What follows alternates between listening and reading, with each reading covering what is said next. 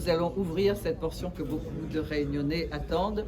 Et pour la portion entre Saint-Denis et la Grande Chaloupe, on va d'abord emprunter le côté montagne pour ensuite reprendre le côté mer. C'est un peu compliqué pour arriver à la Grande Chaloupe.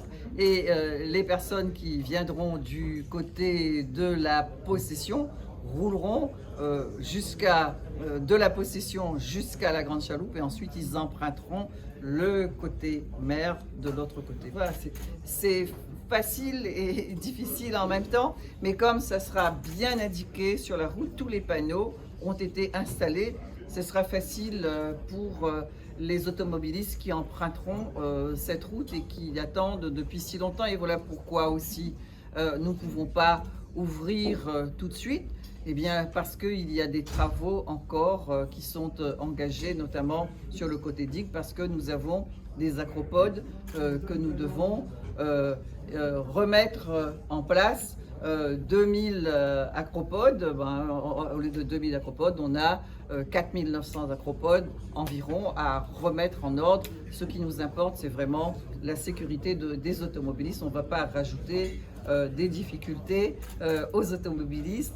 Et nous sommes heureux de leur annoncer l'ouverture enfin de cette route, même si le dimanche matin, nous devrions fermer la route pour que ce soit en bon ordre lorsque les automobilistes emprunteront cette route. Et nous saluons la participation de l'État. Il a fallu 34 millions pour faire le raccordement. Et là-dedans, il y a eu 17 millions de participation de l'État. Et je salue le travail partenarial entre l'État et la région. C'est un beau travail et je salue également l'arrivée du préfet. Nous espérons travailler avec lui aussi bien que nous avons travaillé avec son prédécesseur. Et même s'il n'y a pas d'ouverture totale, cette ouverture partielle et anticipée, c'est quand même une satisfaction pour la région et pour vous? Oui, c'est une satisfaction pour nous, parce qu'on a quand même un peu bataillé. Et ça sera aussi pour le transport en commun une facilité, même si les cyclistes ne pourront pas emprunter tout de suite cette route. Et donc, c'est quand même important et intéressant pour les automobilistes parce qu'il n'y aura plus de basculement entre Saint-Denis et la Grande Chaloupe. Et vous savez combien c'est difficile. Si après il faudra fermer de l'autre côté, là il y aura encore un petit peu de difficulté. Mais voyez-vous, chaque chose aussi en son temps. C'était le point important, la sécurité. C'est ça. Bon, bien sûr, la sécurité, c'est ce qui nous importe le plus.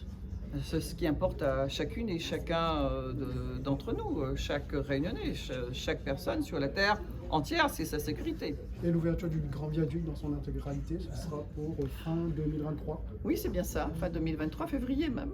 Non, février 2023, février le grand viaduc. Mais enfin, vous ne l'avez pas écouté là qu'on nous l'a dit. Hein. Monsieur le préfet, vous en tant que gros investisseur également dans cette nouvelle route du littoral, on a une livraison à moitié sur 2 voies. Comment est-ce que vous réagissez vous aujourd'hui? Je réagis, c'est l'occasion de ma venue ici de le dire, dès mon arrivée, avec une pleine solidarité vis-à-vis de la région, qui est le maître d'ouvrage. L'État accompagne ce projet dans ses différentes formes depuis le début.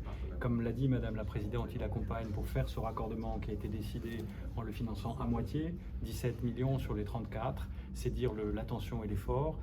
Ça a été dit aussi, mais ce sera pour l'achèvement de la nouvelle route du littoral un investissement important de l'État auprès de la région, puisque c'est 420 millions d'euros supplémentaires qui vont être apportés pour encore près de 840 millions d'euros de dépenses. Il faut dire pour nos auditeurs que c'est un effort énorme des collectivités publiques ensemble. Plein soutien, accompagnement, ce sont des travaux importants pour la sécurité des Réunionnais et donc c'est normal que l'État y prenne toute sa part.